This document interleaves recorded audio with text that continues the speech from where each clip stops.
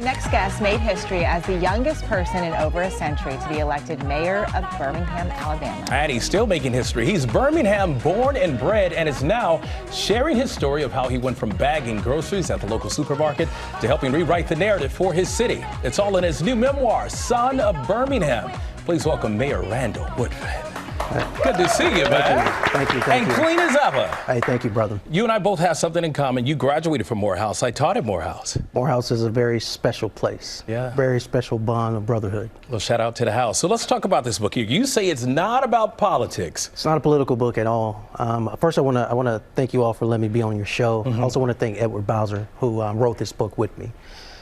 This book, it's never too late. It's never too early, if you would, to write a love letter to your hometown. For me, that's the city of Birmingham.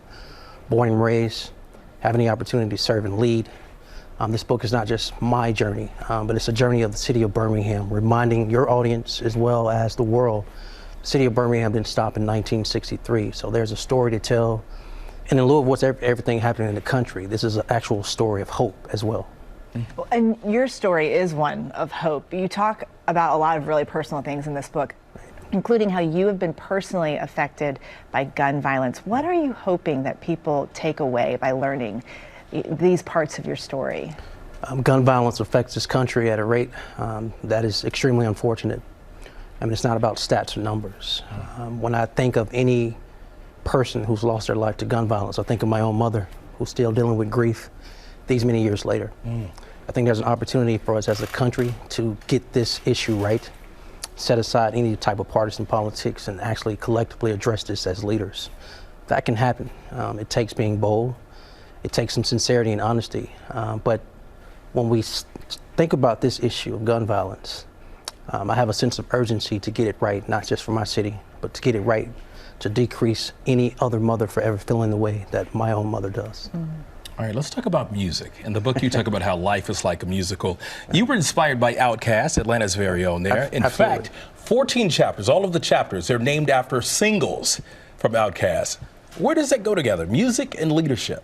Look, life really is like a musical. I truly believe that. We all have our own soundtrack to life. For me, it's Outkast, but I don't feel I'm alone. I think many Americans love Outkast. I mean, we know who they are.